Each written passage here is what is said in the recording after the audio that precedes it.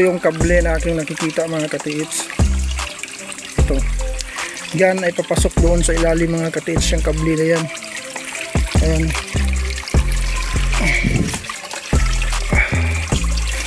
Paano nakapunta ang kable dito mga katiits? Magandang araw mga katiits. Dito na naman tayo mga katiits, naghahanap ng mga area mga katiits na positive sa treasure. At meron akong nakita dito mga katiits. Ito ay isang malaking bato. Yan, nakikita niyo yan mga katiits. Bato lang yan, pero kung tingnan mo mga katiits, yan ay ginawang parang tangki mga katiits, tangki ng tubig, pero hindi siya tangki na simento ang pagkagawa, kundi bato lang. Ayan o, napakalaki mga katiits.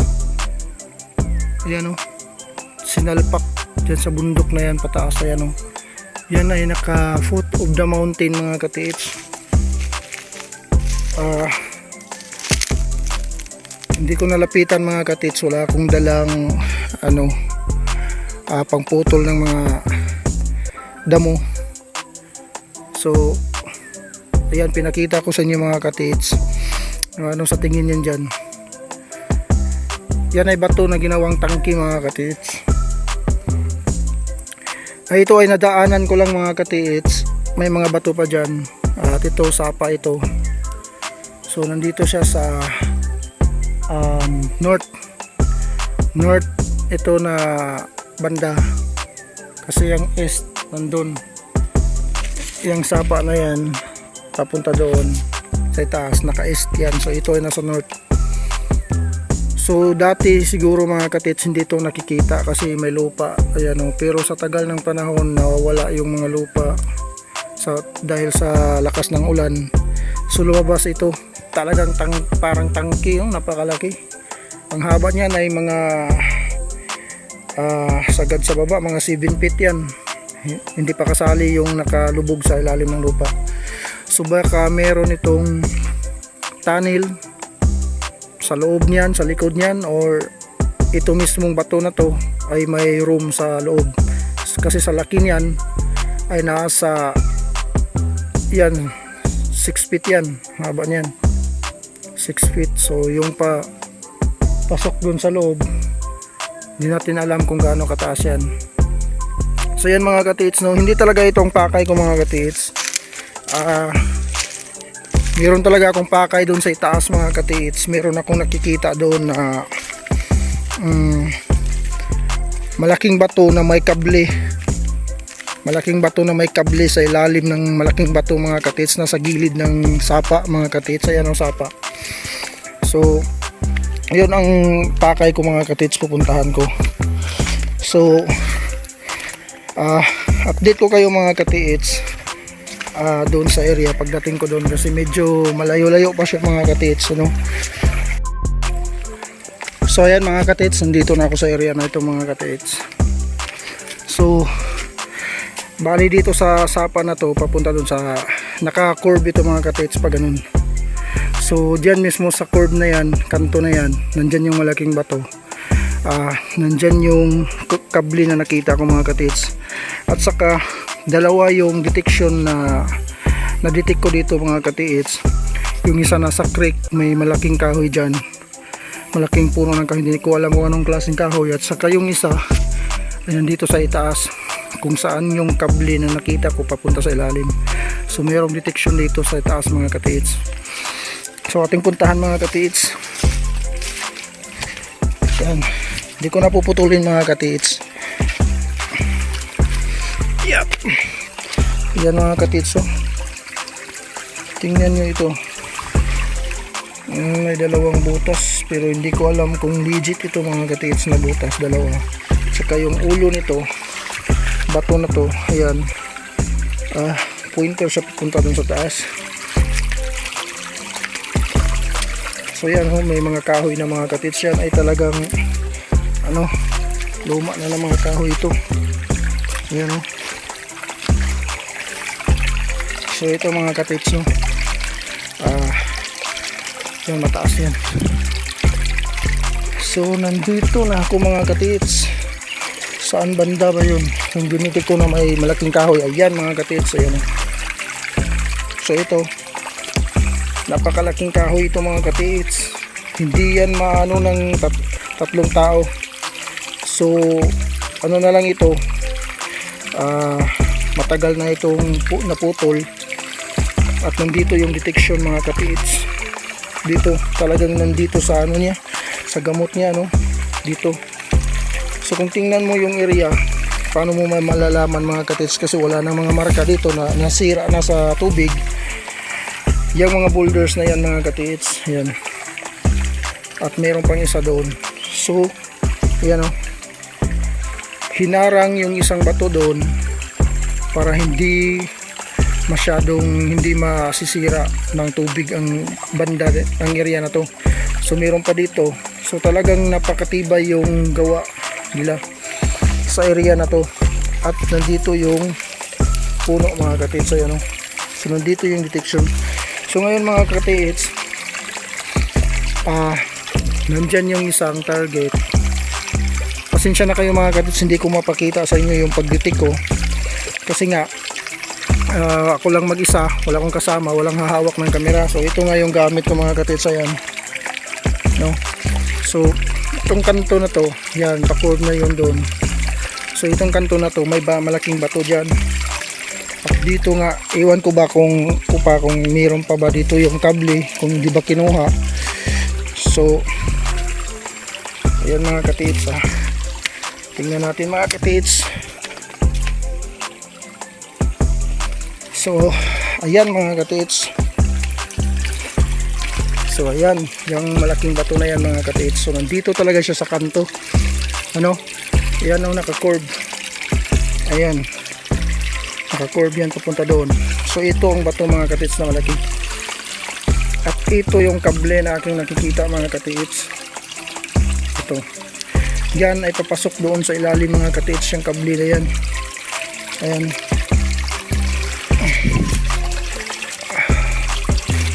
Paano nakapunta ang kable dito mga katits?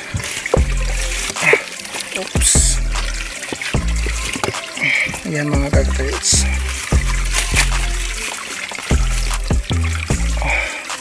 So yun mga katits, pumasok sa ilalim yung kable na yan mga katits. Ayan, papunta doon sa ilalim yan mga katits. Nung una ko itong nakita mga katits ay hindi pa masyadong maraming lupa dyan. Talagang mahaba yan, papunta dun sa ilalim, doon sa sinasabi kong may detection mga katits. So ayan mga katits, gusto kong ipakita sa inyo yung area doon sa itaas, kung anong meron doon mga katits. Merong bato doon na nagtuturo kung saan ang eksaktong dig site, kung saan naman yung may detection mga katits. So puntahan natin mga katits, punta tayo doon sa taas.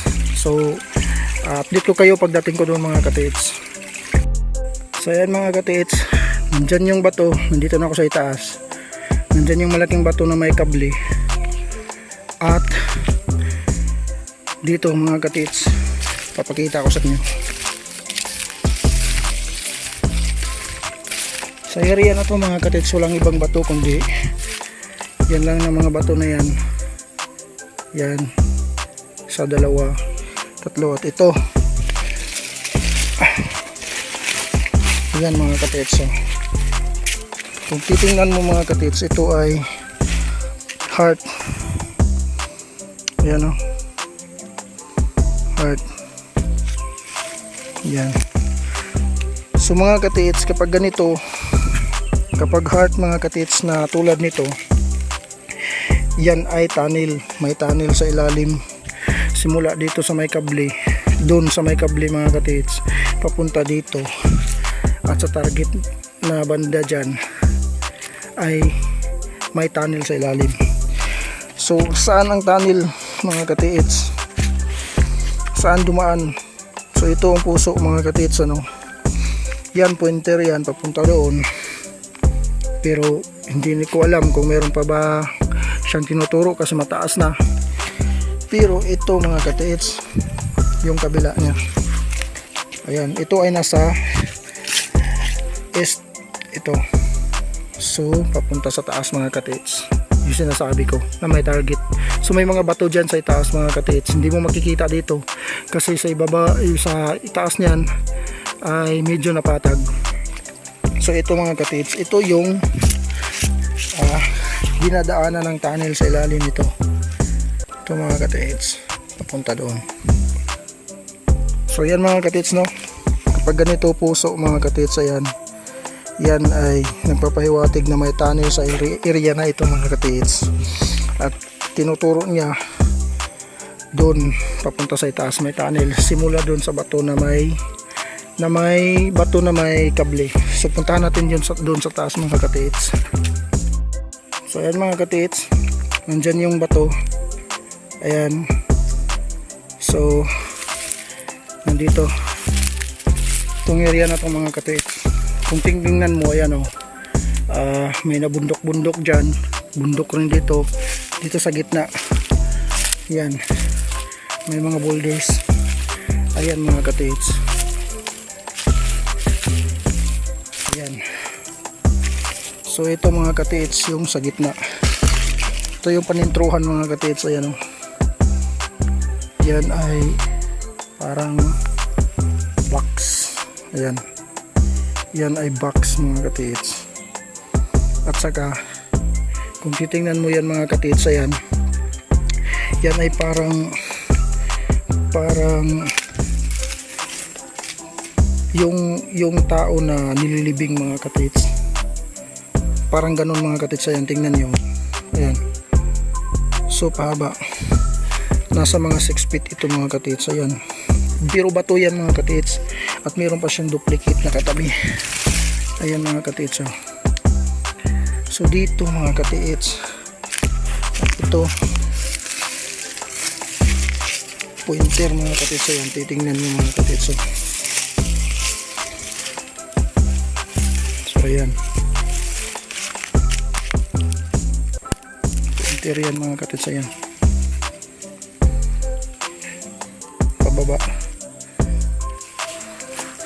So dito yung panintruhan niya mga katits, nandito yung target, pero hindi ka dito dadaan, kundi ito yung panintruhan sa target mga katits, pero ang daanan ay nandun sa baba mga katits, dun dadaan mga katits, kasi dito yung tunnel sa ilalim dumaan, ayan, papunta doon. So nandun yung bato na may pointer papunta dito, heart, hugis puso, at saka yung doon pa sa baba yung bato na may kable. So ayan mga katits, no? Hindi ko na napapakita talaga yung pagditik ko kasi ako lang mag-isa, wala akong kasama, walang makahawak ng cellphone. So binablog ko na lang pagkatapos, ano. So may mga tao dyan mga katits, nag-ano sila ng niyog. So ito mga katits, so yun lang mga katits, ano. At sana may natutunan kayo. Ito ay nasa east ito mga katits. So yung isa sa may puno na doon sa baba, na may detection din, yun ang yun mga katits yung pinagkamalan ko talaga na giveaway or small depot. Ito mahirap kunin kasi nakatanil doon. So yung sa may puno doon sa gitna ng sapa mga katits, malapit sa bato na may kable, yun ay baka madaling makuha yun mga katits. Yun nga lang kasi may tubig na, no. So ayan mga katits. So yun lang mga katits, ano. Sabihin ko yung area mga katits, ito ay naka-curve na sapa, at kung doon ka magsimula mga katits, ito ay nasa north, itong area na to nasa north mga katits.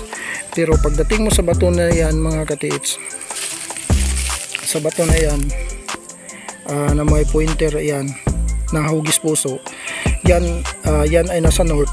Pero pag simula niyan mga katits na may pointer papunta dito, ito ay nasa east na mga katits, ano.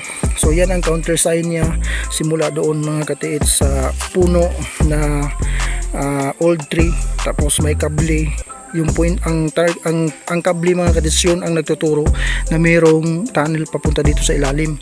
Pagdating dito ay kinounter siya ng bato na to na hugis puso na may arrowhead o pointer patungo sa eksaktong dig site dito mga kadits. At dito rin yung detection. So yan mga kadits, no, curve na sapa na may old tree, may kable at nasa north banda. Punta ka dito sa north kasi mataas yung sa south, so sa north patag. So ito talaga mga katits na bantayan, patag talaga sa north mga katits, at merong old tree at merong bato at countersign pa lang yan na nagtuturo papunta doon sa eksaktong dig site. So yun lang mga katits, yan ang eksaktong target, pero hindi dyan maghukay kasi malalim na yan, kasi mataas na to. So dun sa baba magsimula papunta dito sa ilalim, so may entrance dun sa malaking bato. So yan lang mga katits, no, sana mayroon kayong natutunan. God bless sa ating lahat mga katits.